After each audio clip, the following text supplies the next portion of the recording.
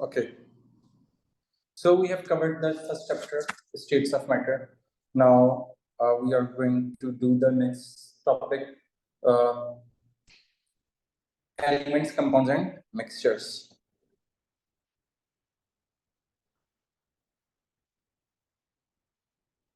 Okay, elements, compounds, and mixtures. So when we talk about atoms, these are the smallest particles of any matter which cannot be further broken down by chemical means. It means during a chemical reaction, they usually don't break. They stay. Five. On.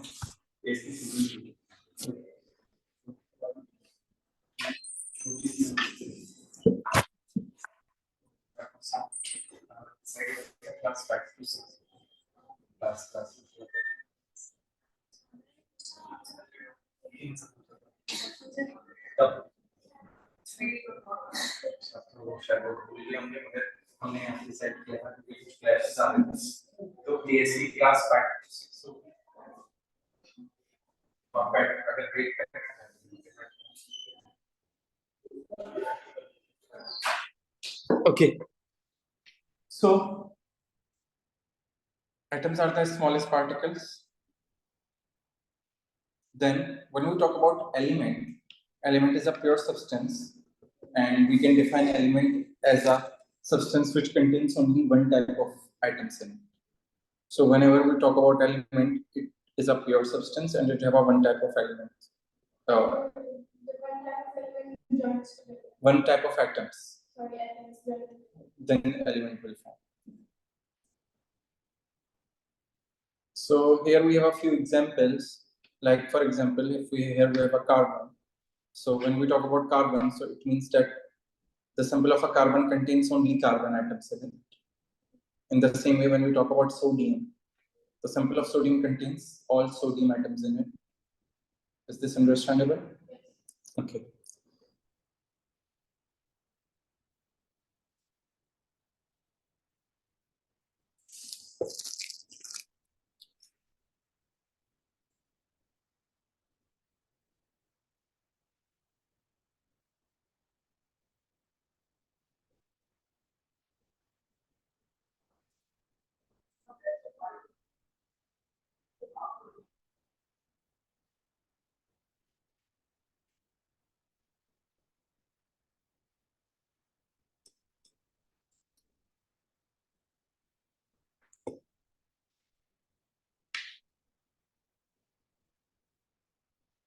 So there are 118 elements that are known to us. Out of these 118, 94 are the one which occurs naturally, and rest are the ones which are made by scientists in the labs. Till where you have done? Okay. So where we are able to find these elements, these all are present.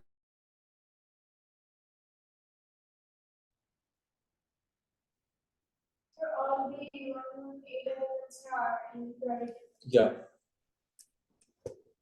You can find every known element, each known element in the periodic table.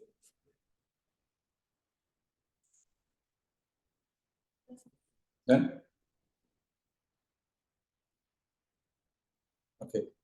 So normally, if we talk about elements, and elements are usually represented by symbols, and there are two ways the element can be represented. There is only one symbol in uppercase, or some elements have two symbols, two letters in a symbol. One letter is uppercase, and the second letter is always in a lowercase.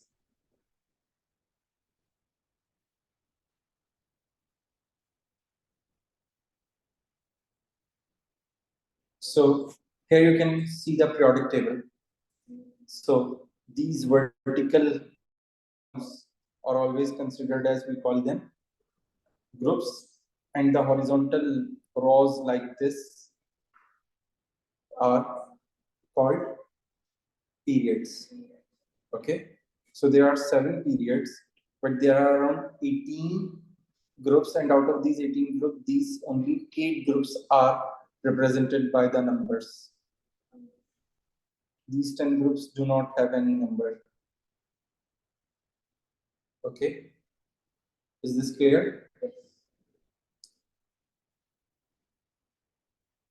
Okay, so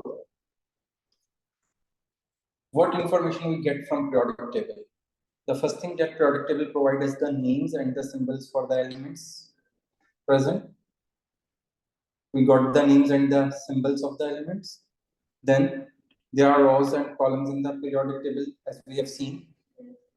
The vertical rows, we call them groups, and they are numbered in Roman as 1, 2, 3 till 8.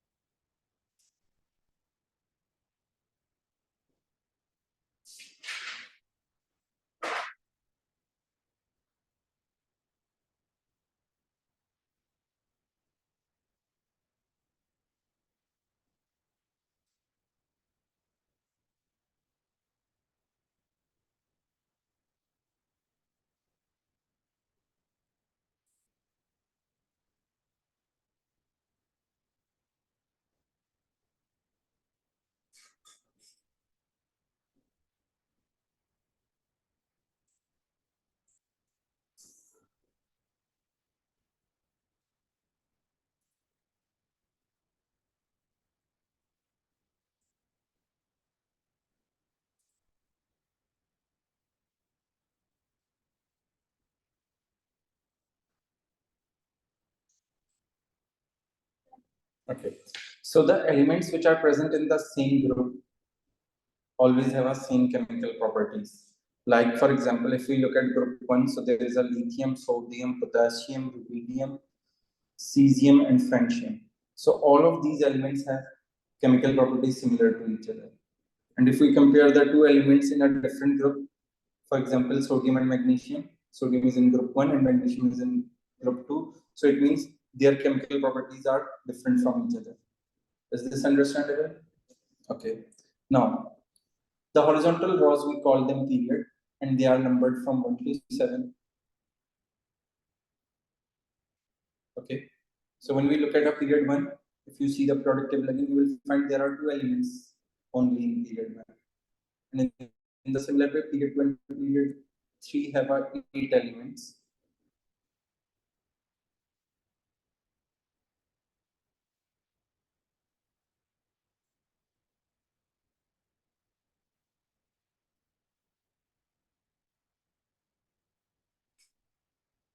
So these elements are actually of 2 types normally.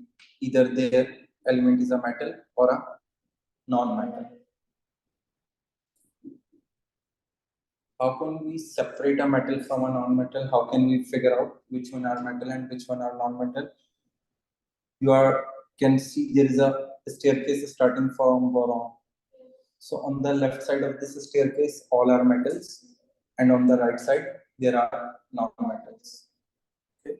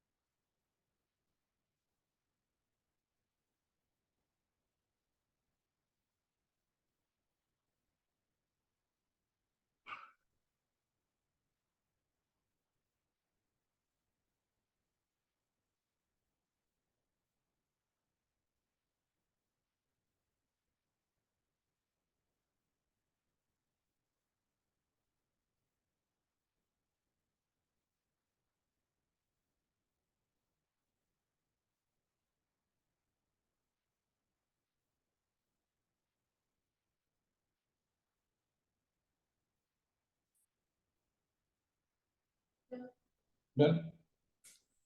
Okay. So when we categorize the substances, we can categorize the substance as a pure and impure. Impure substances are mixtures, and pure substances are either elements or compounds. Okay. So beside those elements which are present in the periodic table, any other substance that exists is either a compound or a mixture.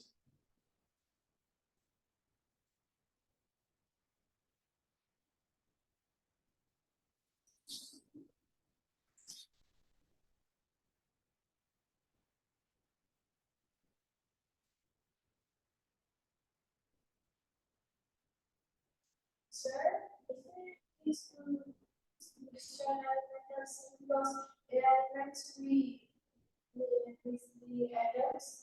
But in elements, the atoms are of same kind. Then it's an element. But mixture can be you can say, for example, if I take example of tap water, so it's a mixture, so it contains so many things in it. Like mineral water, it's a mixture. What is the compound? Compound means, that's what I'm going to start. See, they are made up of atoms of different elements which must be bonded together. If the atoms of different elements bond together, then we get a compound. If the mixture of the atoms are there, they are not going to be chemically bonded, then it's a mixture. Okay. So, like carbon dioxide that we exhale, it's CO2, so it's a compound. Walaikum assalam. O level? Okay.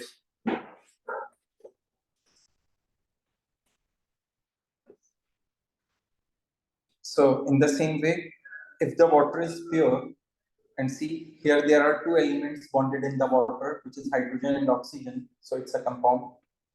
For example, sodium chloride, which is a table salt, have sodium and chlorine in it, so it's a compound because they are chemically bonded. In the same way, methane, that is a natural gas that we use for cooking, is a compound. Glucose, C6H12O6. So here we have a carbon, hydrogen, and oxygen. So it's a compound. Okay. So when the atoms of different elements gets bonded chemically, then a compound is formed. We're in grade 11, in which school?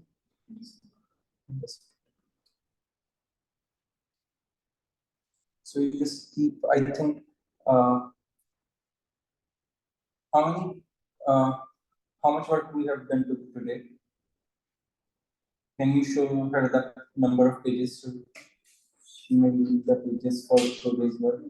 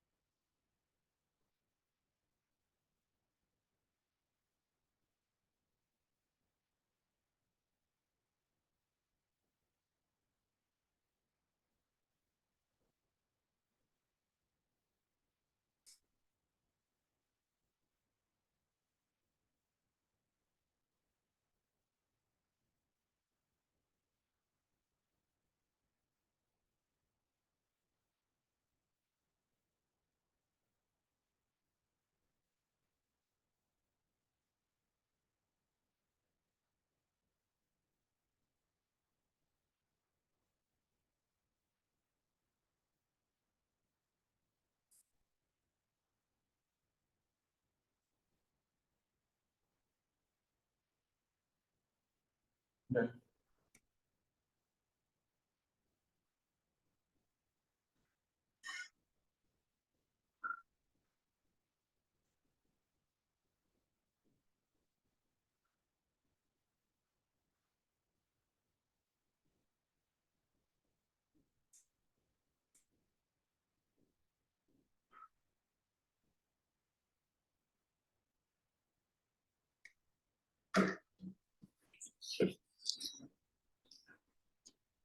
Done? Okay. So, as we just say that the atoms are bonded with each other, right? So we cannot separate them by any physical means. Like, for example, if the physical means are like separation, filtration, or evaporation, or crystallization. These are the methods by which we can separate substance, but they cannot be separated because they are chemically bonded. So if we use any physical means, we are not able to separate them. Is this clear? Okay. Your good name? Zana.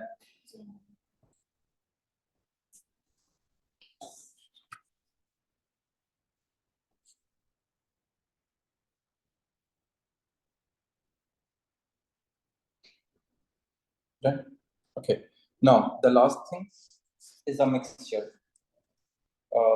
When we talk about mixture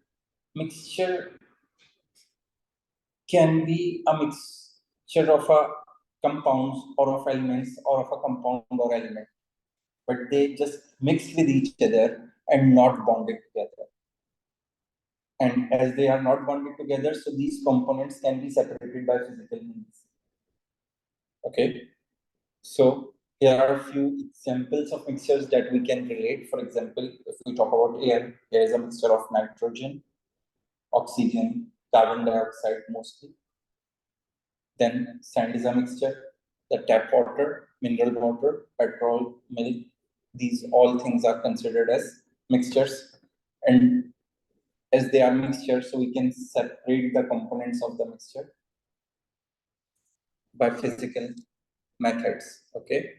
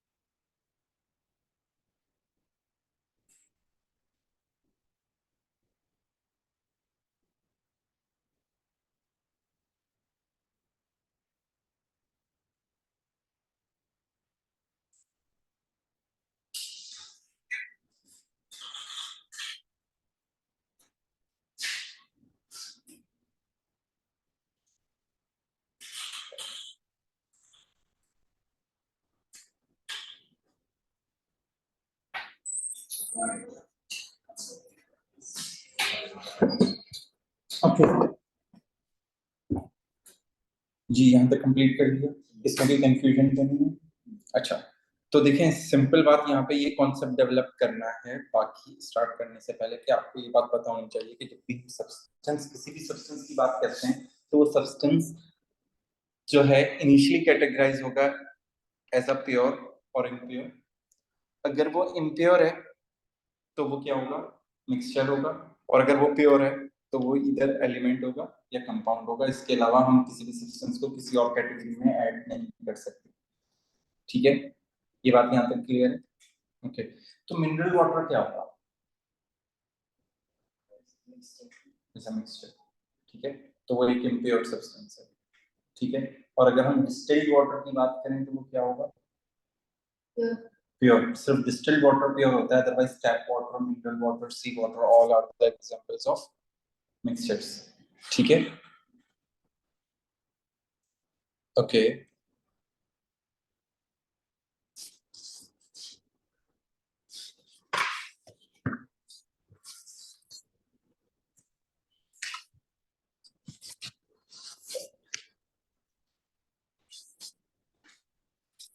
अपना name लिख दीजिएगा और आगे पास कर दीजिएगा।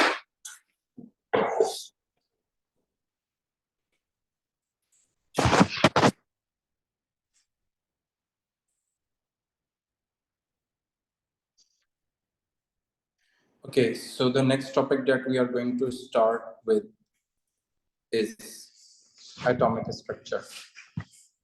So whenever we talk about atoms, we all are familiar that atom contains three smaller particles in it, and what we call them? Yes, protons, neutrons, and electrons. When we talk about their positions, then the protons and neutrons are present in the center of the atom, and that center part is called nucleus. And electrons are present outside the nucleus, where they orbit or revolve around the nucleus, and those regions are called shells. Is this clear? Okay.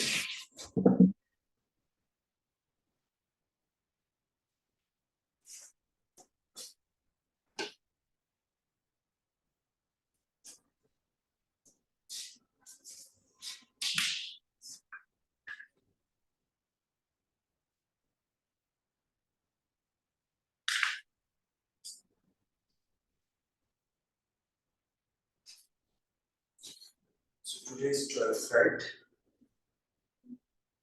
We had a class on last Tuesday. Okay, what was the date on last Tuesday?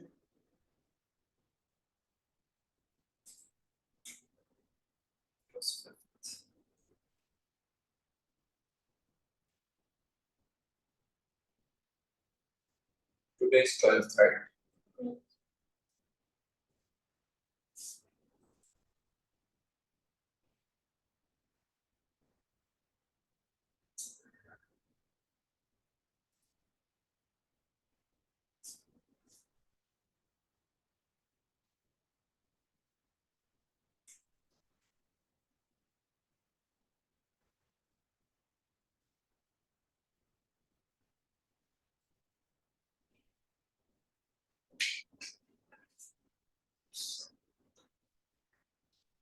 So, when we talk about the mass of these subatomic particles, as we know, these particles are very small, even smaller than the atom. So, see, their masses, when we look in their masses into kilograms, they are very small, exponent minus 27 kg and exponent minus 31 kg. So, these are their actual masses. Okay. In the same way, when we look at their charges, they have a very small charges. Actually, neutron have a no charge, but the proton have a positive 1.6 exponent minus 19 coulomb, and electron have a minus 1.6 exponent minus 19 coulombs. Okay. So these are the actual charges and masses of these subatomic particles.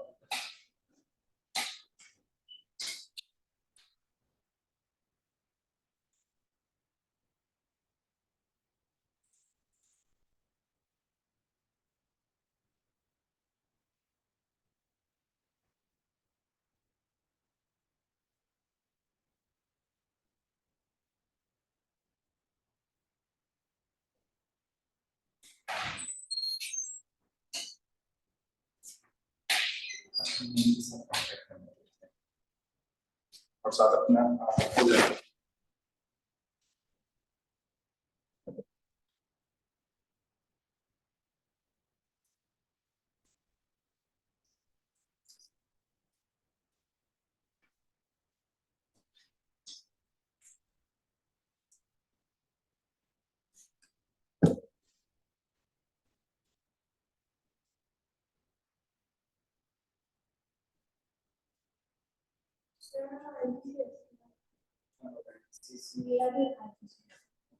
That's fine.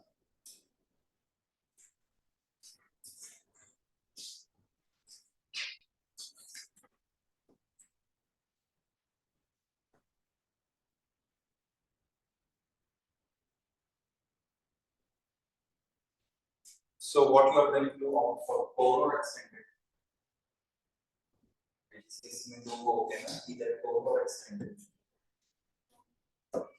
Two papers होते हैं for each component. Okay, in O levels we have just paper 1 for MCQs, paper 2 for structured one, and either paper 3 for practical or paper 4 alternative to practical. But when it's IGCSE, both paper 1 and paper 2 are MCQs. One is core and one is extended. And in the same way, there are two paper structured questions, paper 3 and paper 4. One is core and one is extended. Okay, and what about you? Okay. Okay, so have you guys noted down these? values? Okay, so if you see these values, these are little complex figures and it will be little difficult to memorize them or recall them, right?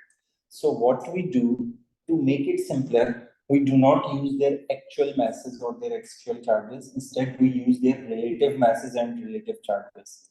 So when we try to figure out their relative mass, see, that's how we are able to do it. See, if we relate the proton and neutron, their masses are exactly same. So what ratio we got? 1:1. So it means the relative mass of proton is going to be 1 and the relative mass of neutron is also going to be 1. And then we relate proton and electron. We got this ratio. And this 1:1840 means that the mass of electron is 1840 times even smaller than the mass of proton.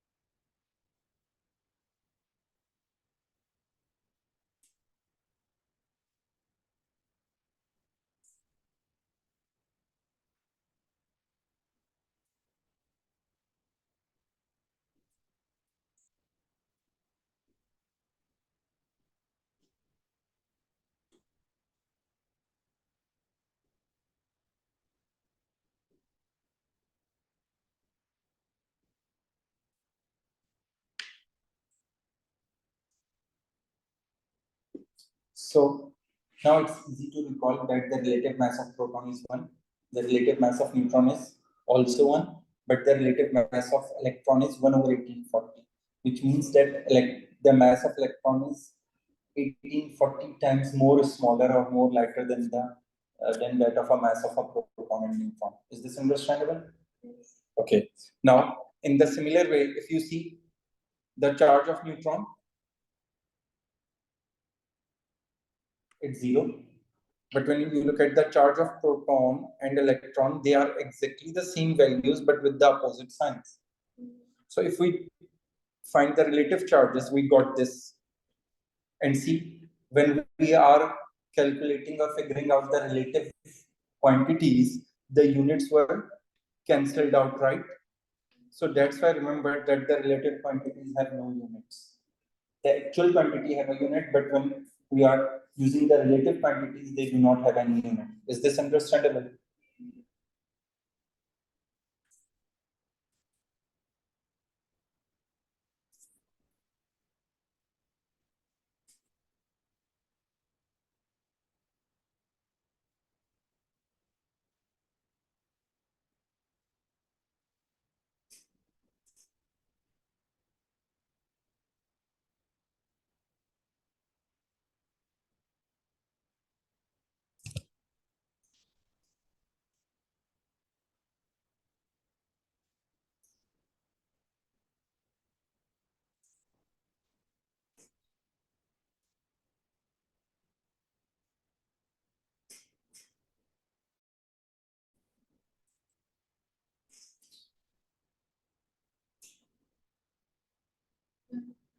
Okay, done.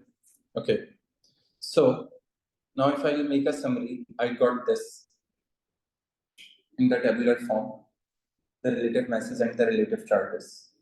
So sometimes examiner give you the same table and ask you to fill this up.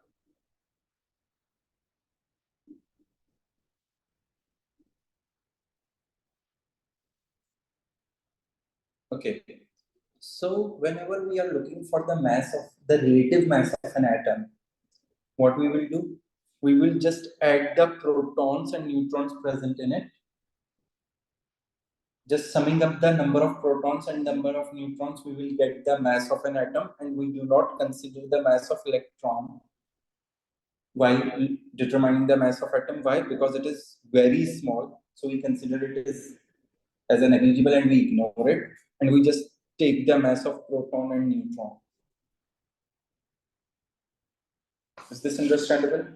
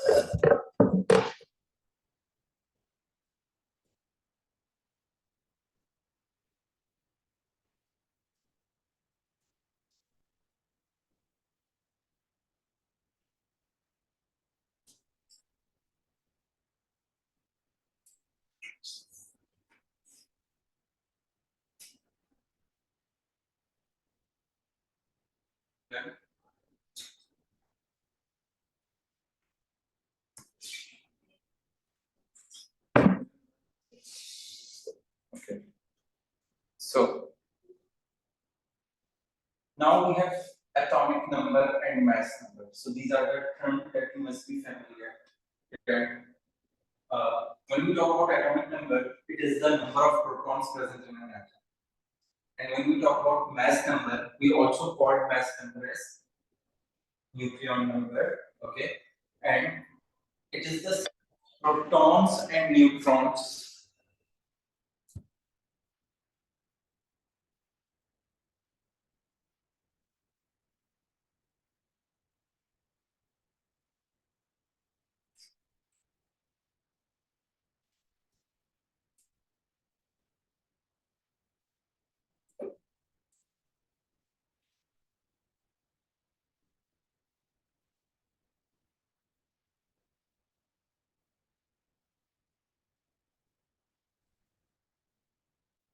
Assalamualaikum Khatija, why are you so late today?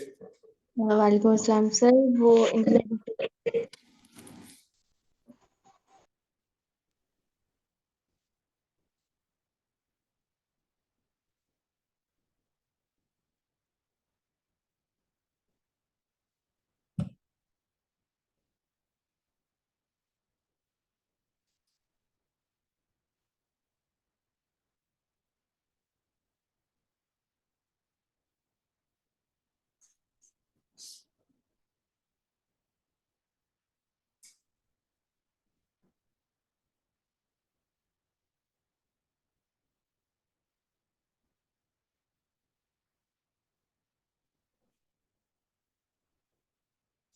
Done. Okay. Now, remember whether we use the term number of protons or atomic number, it means same thing, and it tells us the number of protons in an atom. The other term is mass number or nucleon number. This is basically the sum of protons and neutrons. Okay, so atomic number is just protons, and the mass number or nucleon number is sum of protons and neutrons. So how we are going to figure out, for example, if we don't know and we are represented or provided with the two values, so the one which is smaller would be the atomic number, and the one which is bigger would be the nucleon number. Is this clear? Yes, Khatija? yes Okay. And if we have to figure out the neutrons, so we will subtract the smaller value from the bigger one. Then we get the number of neutrons. Is this clear? yes Okay. Now, see over here. Basically, if you see, most of the time element can be represented in all three ways. So if you see, now which one is the atomic number? 13 in aluminum We just decided the atomic number is bigger value or smaller value? Smaller value. smaller Yeah. So normally what usually student do is student just remember by the one which is at lower would be the atomic number. So it's not the case every time. So you have to remember the smaller value, whether it is written up on the superscript or above or at the bottom, the value which is smaller is always the atomic number or the number of protons. So it means in this aluminum there are 13 protons, right? The neutrons are 27. And neutrons are the sum of protons and neutrons. And if I have to figure out the neutrons, what I will do? I will subtract these two to find the neutrons like this.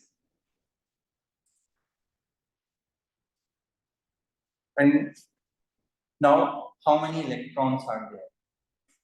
So it depends upon the charge. See here, do aluminium possess any charge?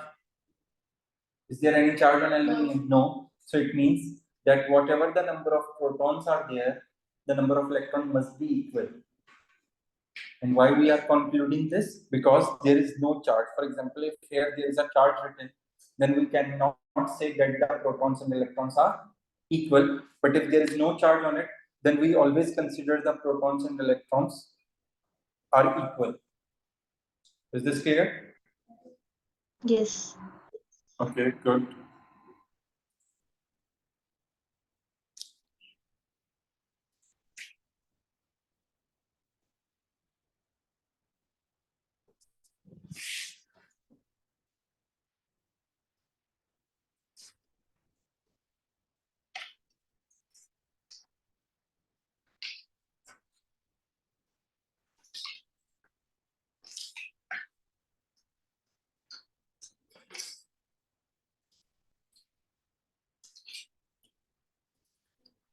Done. Yes, Khadija, have you noted it down? Yes, sir. Okay. Now, have a look at these 4 elements. First one is sodium, second one is hydrogen, third one is chlorine, and fourth one is phosphorus.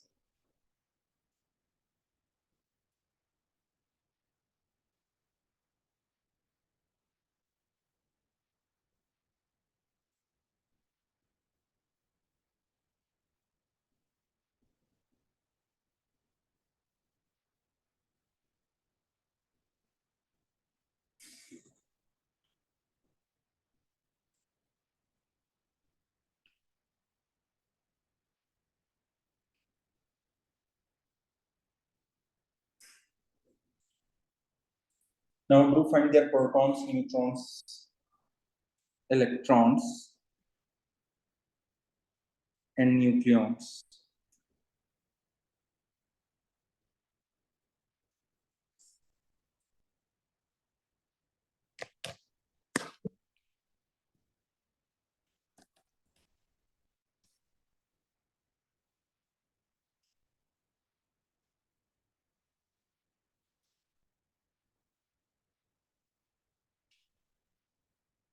You will WhatsApp me as you have done.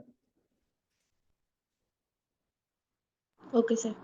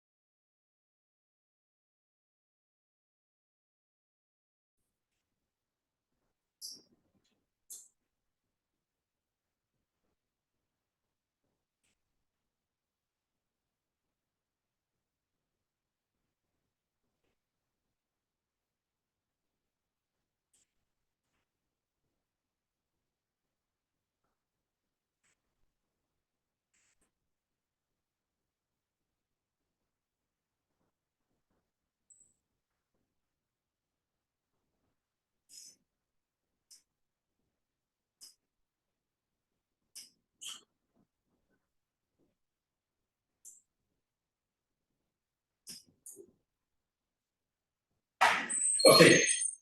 Then,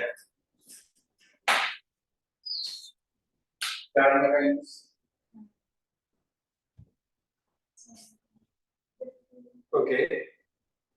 Neutrons. 12. Yes. 12 क्या है आपके लिए?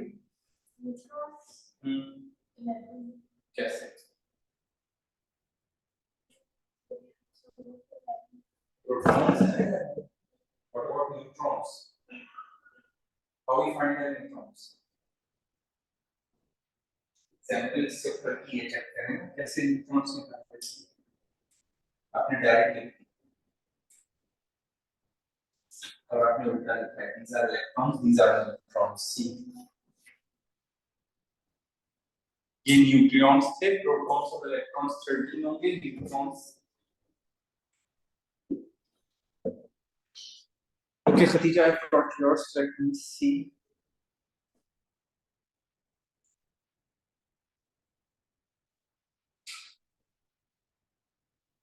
Okay, good.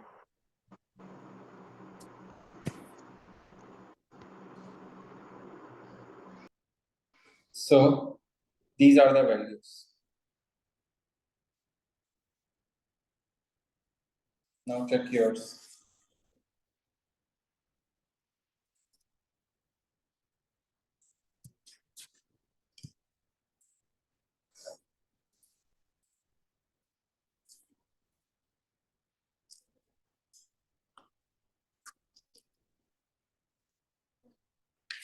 Yeah. Check कर लिया आपने?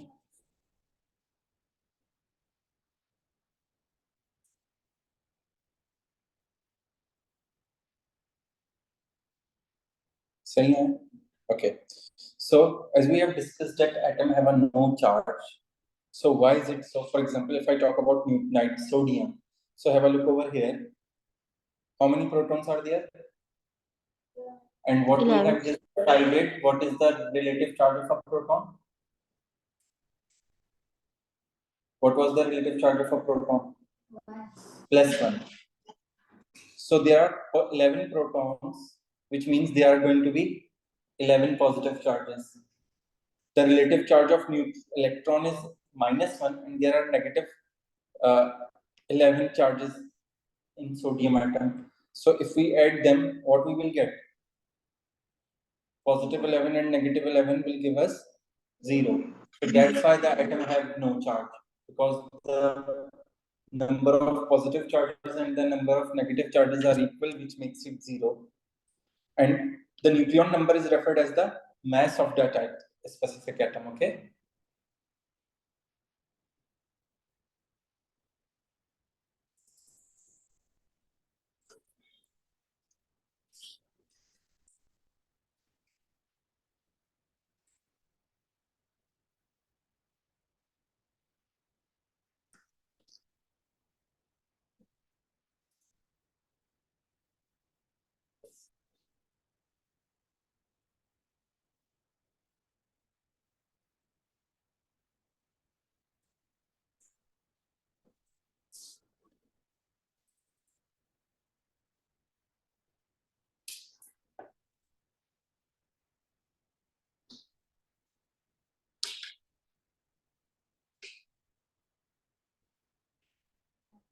Then Yes. okay.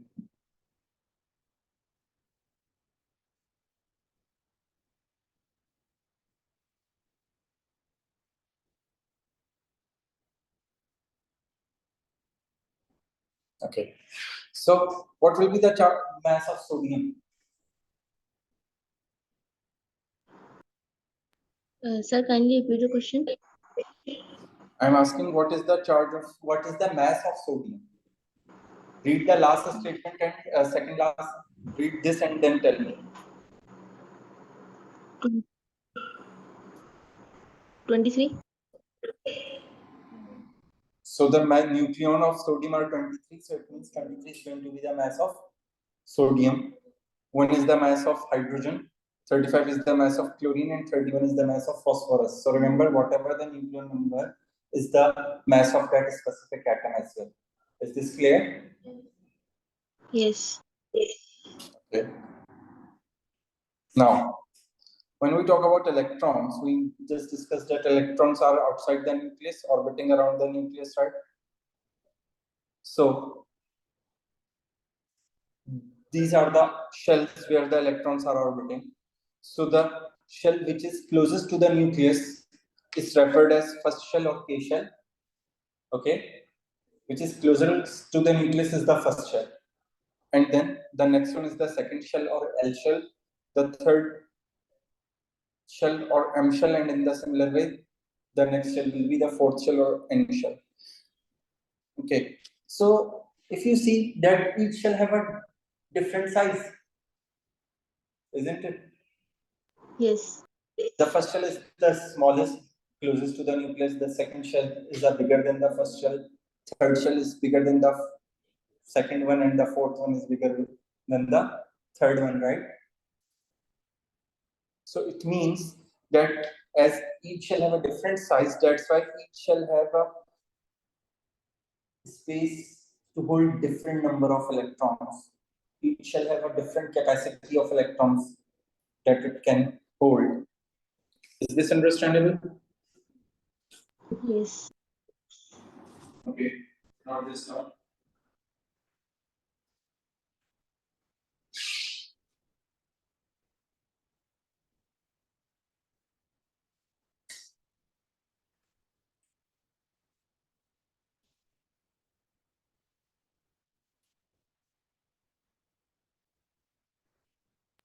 Sir, Yes. are the electrons are continuously moving in their orbits, or they are just in a fixed position? No, they are not static. They are always moving. They are orbiting around the nucleus. Okay. They are revolving around the nucleus as the Earth is revolving around the sun.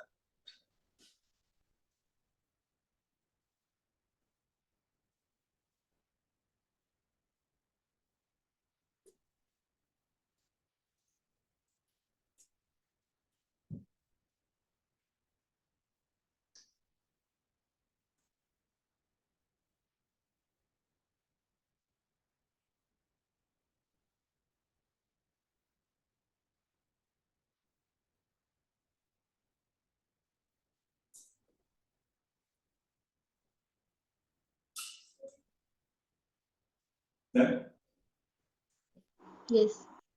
okay. So whenever the electrons start filling, they always start from the first shell, which is close to the nucleus. Okay. And the way the electrons are arranged in each shell is called the electronic configuration. And now you have to know how to write the electronic configuration, that how electrons are distributed in each shell.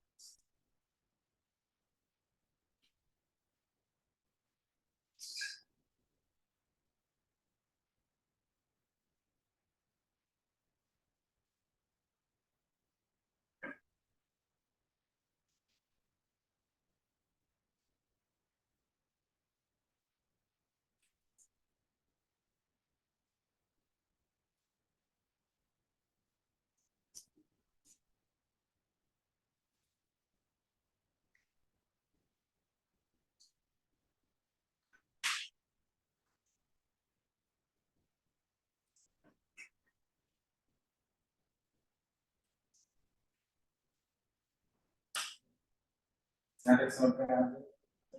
आपको भी समझ में आ गया? नतीजा आपको भी समझ में आ गया? Yes. आपने नोट डाउन कर लिया? Yes. Okay. So, see, पहले ये समझ लें, फिर नोट डाउन कीजिएगा. When we start filling the electrons, as we have just discussed, electrons सबसे पहले किसमें fill होंगे? First shell में. और first shell में कितने electrons fill होंगे? 2. After these 2 electrons, next 8 electrons are going to fill in second shell, and after that 8, the next 8 electrons are going to fill in third shell, and after this the next 2 electrons are going to fill in fourth shell. So this is the sequence that how electrons get filled. But remember, this is not the maximum capacity.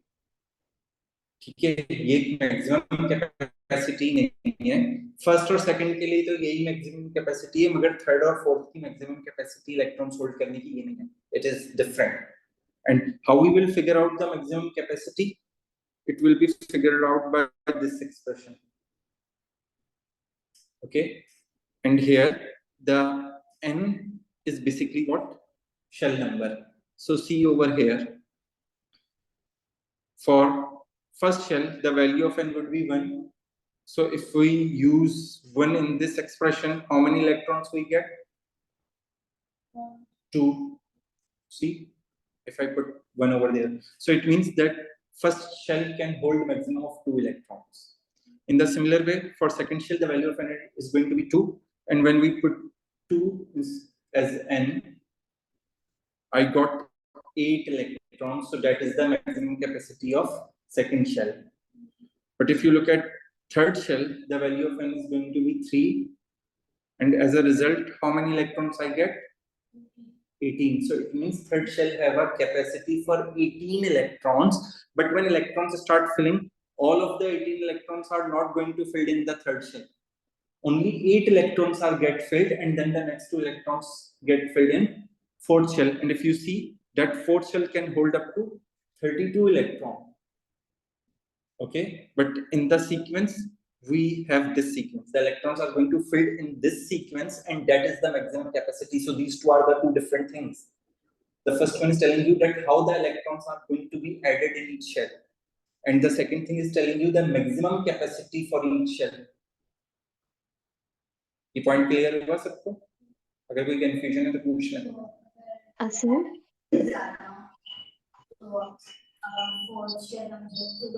हाँ, अच्छा. आपके मैं question का answer देता हूँ. Yes, Khatija, what you are asking? Sir, I am asking the maximum capacity will not be the 8. So how come we are saying 32 or 18? You are saying that for third and fourth shell, the maximum capacity is 8.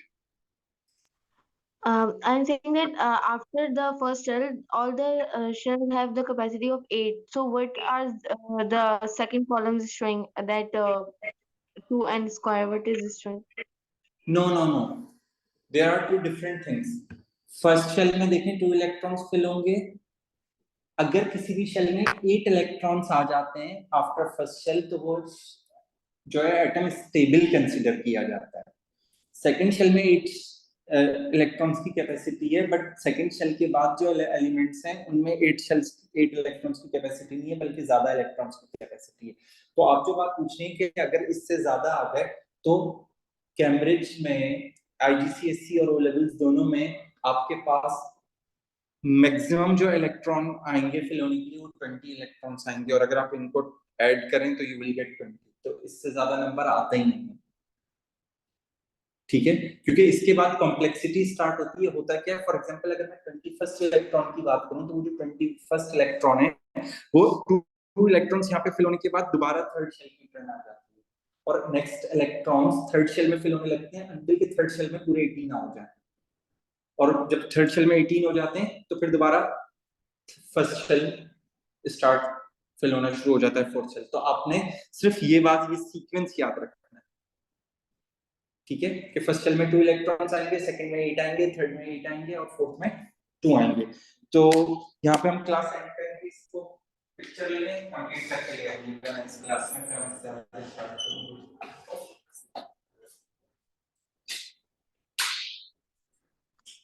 Sir?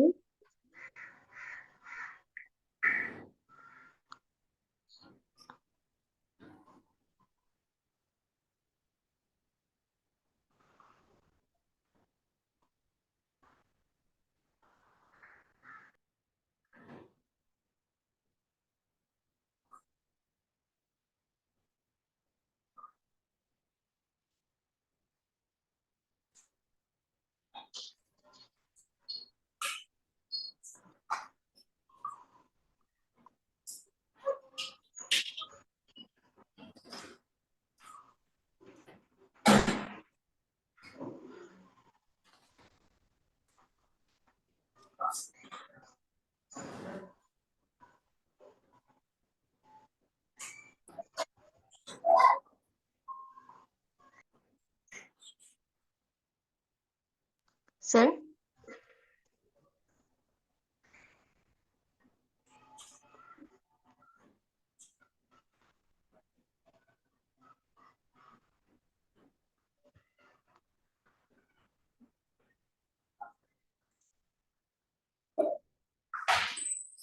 Yes, done. Okay. So इससे हम next class करते हैं, ठीक है? Okay Khatija. Sir मेरा question था. Yes, बताएं. Sir मैंने आपसे वो व्हाट्सएप पे क्वेश्चन पूछा था ना, पास्ट एक मिनट, पास पेपर क्वेश्चन है। जो मैं लास्ट क्लास में किया था तो मैंने आपको सेंड किया। अच्छा, मैं चेक करके बता दूंगा आपको, ठीक है। ओके एंड सर मैं थोड़ी आज 2 क्लास लेट कर दी इंटरनेट इश्यूज से, उससे पहले आपने कुछ कराया ना? हाँ जी, वो मैं रिकॉर्डिंग शेयर कर दूंगा, ठीक है। ओके सर, ठीक, thank you. Okay, Allah Hafiz.